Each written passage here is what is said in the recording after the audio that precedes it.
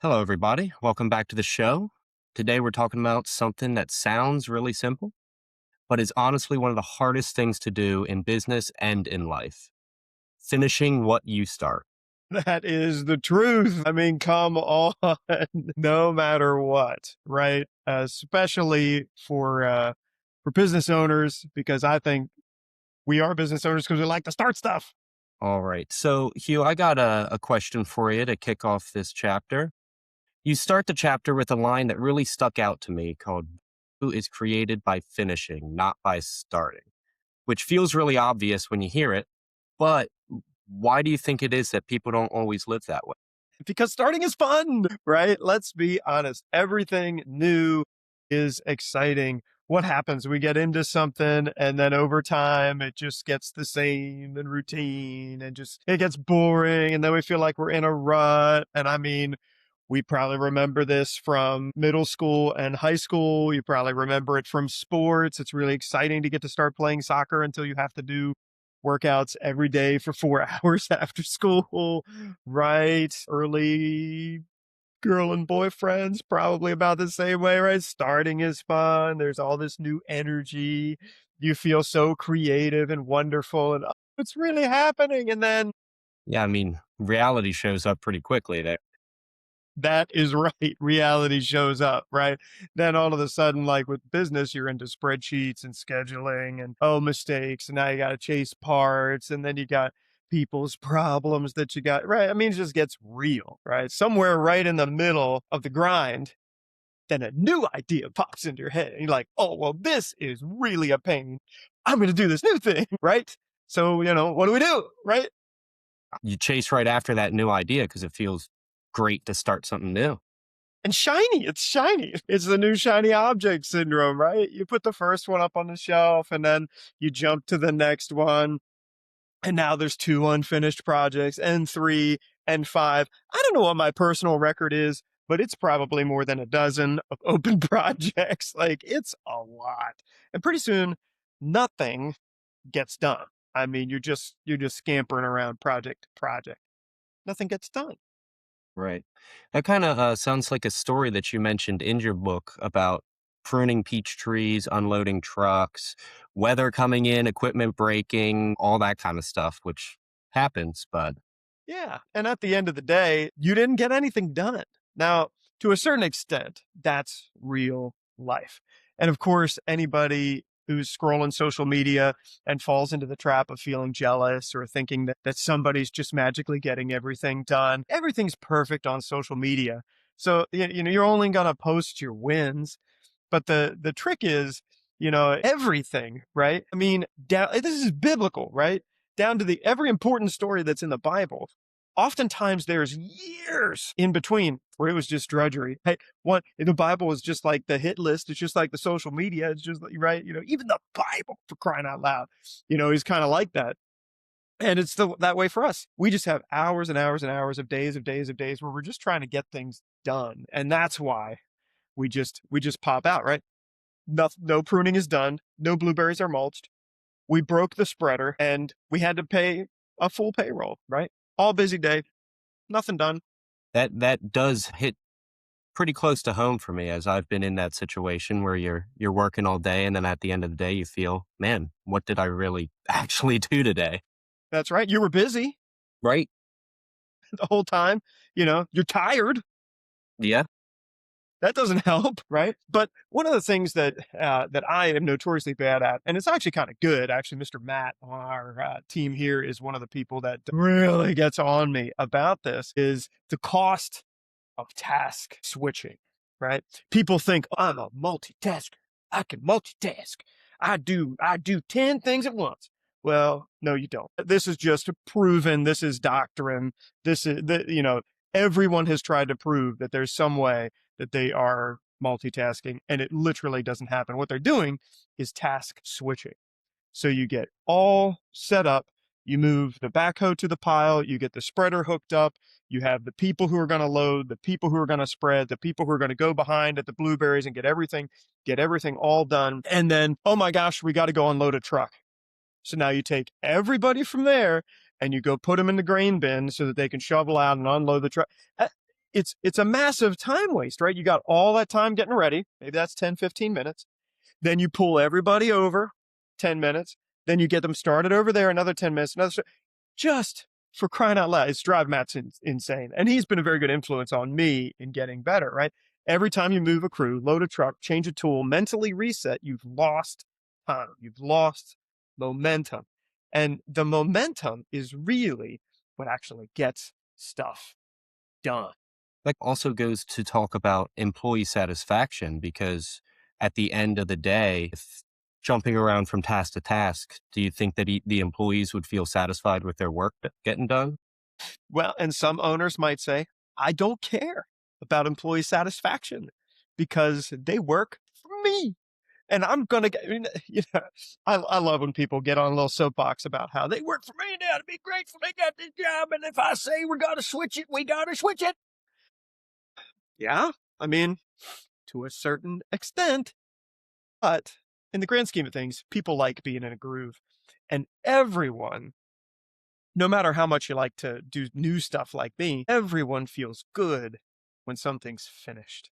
And if you add up all of that time, that's going to happen where you're stealing your own time, right? You're wasting. Now, if I make the choice, the leader, I say we're going to pull 5 people off of this job and go run over here and start this other job, right? I'm stealing my own payroll, right? I'm literally wasting 5 times 15 minutes, 20 minutes, 30 minutes, 40 minutes, right? Now we're almost at 5 employee hours wasted because in the grand scheme of things, what it means is I didn't plan very well. Yes, of course, there are going to be emergencies. Sure, sure. And you should respond to emergencies, right? But that's not the same as inappropriately switching tasks. Once we start planting trees, if we're going to put in a new block in the orchard, once we get the tractor, the tender tractor, the root box, where we fill it up and we're juicing the roots before we put them in the ground, and we've got the tree planter hooked up and we're lined up and now we've gone to the trouble of marking out all of those rows and whatever. We don't do anything until those stupid trees are in the ground. We don't do anything, right?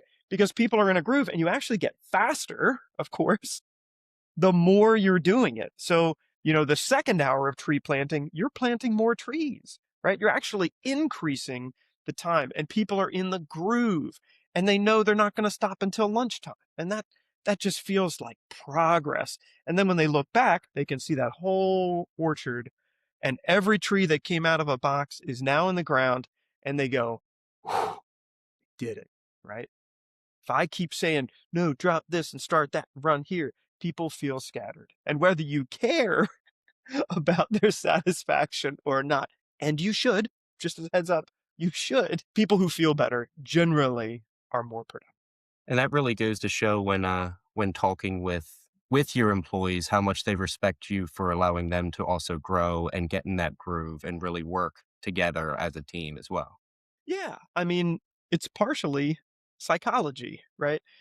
The more you earn mastery, and that's what everyone in the grand scheme of things wants to do. Now, if you have an employee who is not interested in mastery, they should not be your employee, and that's your fault too. They're still on the staff and they shouldn't be there, right? But really, almost everybody loves mastery, loves getting better, loves getting things done. At the end of the week, they feel like, yeah, I did it. Like we did it. We got a bunch of stuff done. I'm really tired, but you know what? We moved things forward, right? I often think like, it's almost like this military front, right? And you can run back and forth across that front and tell everybody like, take one step forward, one step forward, one step forward, or you can just all move forward and really make some progress across the field, right? Big stuff, small stuff. It really comes down to, did you, the owner, the manager, prepare, right? Are you ready for that day? Now, I can tell you there have been plenty of days where Hugh has not been ready. And I'll tell you what it feels like, because maybe this is what it feels like to you. It feels like, oh my gosh, I'm chasing 5, 6, 8, 12 people around the farm, And until I get around to all three of those teams, I'm right back to the first one trying to get them started on the next thing because otherwise I'm wasting payroll. It drives you insane. Instead, if I'm ready for the week and I've got a big list and I hand off that list and this team of three, they might need me to start, but then they're good. They're good for the rest of the day, maybe for the next 2 days.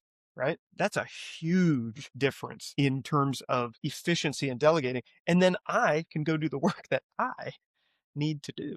And I would say for me as an employee, it does feel great at the end of the day or the end of the week to be able to look back and be like, yeah, I worked on that and we did it together and I helped with that. So that's something huge for me, just being able to look back and look at all the completed projects. Yeah. That's that's really kind of a thing. And really the challenge I think that comes out of this, you have to list out every single open project that you, the leader, are in charge of. Now maybe you have managers who also have product projects going on, and you all have to list them all out. Now, when I do it, it looks kind of like this. It looks like a big, giant, mapped out, crazy brainstorm disaster. But you got to get it all out of your head.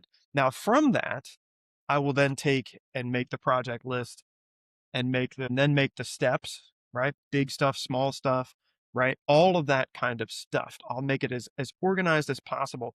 Then I like to go, once I have all of that, then I like to go into the calendar once it's all out of my head and then try to block off sections where we're going to work on that new deck out at the gem mine. We're going to work on that Monday morning, and we're just going to see how far we can get. Monday afternoon, they need us to go help plant trees. Okay. So then Monday afternoon, we're going to do that. And then I can put it out on the calendar. And at least my managers have access to that calendar, they have some idea of what they're doing. One of the things that I like to, when you're thinking about this, is I like to say, I like to avoid blank slate days when my people come in completely blank. They have no idea what's going on. I come in completely blank. And I figure, well, I'm real smart. I'm going to think it up. I'm going to just think some stuff up. And we're right. And then nobody knows anything. You spend the whole first hour just trying to figure out what the world you're going to do. Right. When you get it on paper, then get it into the calendar. Right. And then block it out so your people know what they're doing. That's going to start this loop. Right. You're going to nearly have to have an emergency or a weather event. Right. And that means you probably didn't look ahead at the weather when you were planning your calendar, right? That's going to knock you off course, right? If you're not knocked off course and you know where you need to be by Friday, right? That's going to start building some confidence. That completion is going to get some momentum going. Man, then you're out of that project. Then you're not even worried about that project. Then you're rolling into the next one. So you kind of mentioned in there building a culture that quote closes the loop. So what does that look like for someone like yourself when you're in a position of leadership and just ready to get started with everything? It looks terrible because you don't get to do what you want in every minute of doing everything you want. It's dumb, but it's also more effective. I think like for me, it starts with restraint. For me, it starts with organization. One of the things that I'm working on right now is I've got a big presentation coming up and I have to be organized to get this thing done. It's a 2-hour workshop that I got to do at NAFTA. Now, part of that, however, has to do with what do you really want as an owner? And one of the things that occurred to me, my wife had to go in for some emergency surgery over the Christmas break, and I realized no one knows what to do beyond maybe day 1 or 2. And so one of the things that I want in have to stop doing things just based on good looks, good luck, and talent, but I need to start working towards at least a week in advance planning. And my goal for the year is to generally, and I know it's not going to happen all the time, but generally be planned 2 weeks in advance for the team because there may be times, as was evident over Christmas this year, where I'm tied up for 2 weeks and I'm not leaving the side of my wife at the hospital. So, you know, I could either be planned to do that or, there's going to be a lot of stuff dropped, right? So for me, it starts with restraint. Second thing, it starts with simplifying, right? You can't launch new initiatives until the old ones are finished. No matter how many good ideas you have to be purposefully sequential. And if you set for yourself, I can't start on my new pet project until my other pet project is done, right? Or until things like planting corn is done. Like when Matt starts running that planter, literally everyone on the farm is in the red zone to keep that corn planter going. And we know that.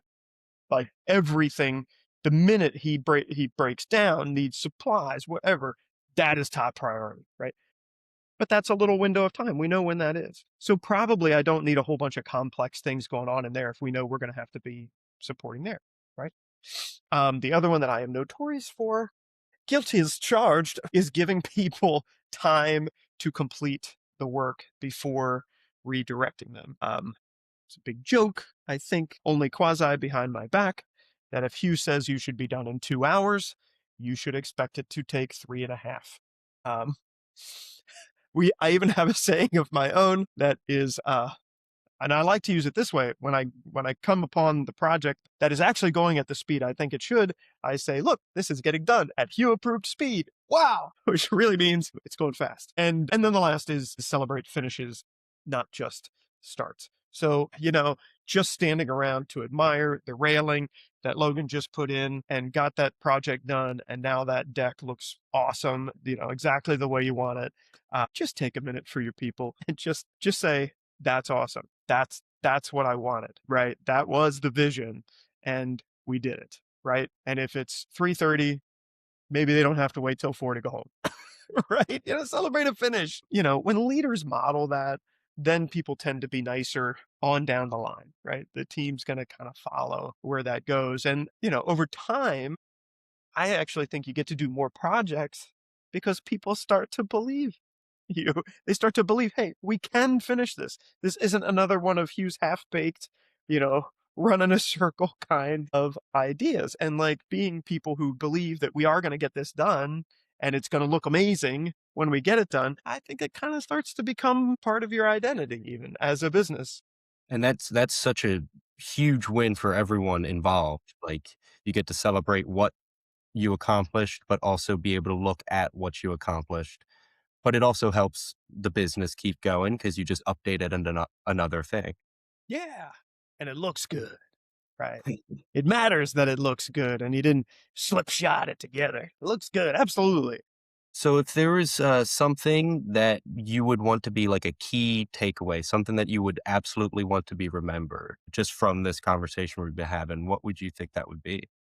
Well, I think if you have tendencies like mine, if you really love starting, I say start getting addicted to finishing. And if nothing else, don't stop having those new ideas, right? Don't that, but just have a place to capture them. Just like I do my crazy mind maps and whatnot.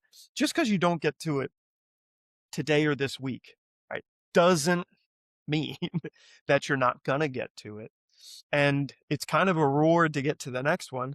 If you can just finish the three things that you've already got open, right? In the end, the value lives in completion.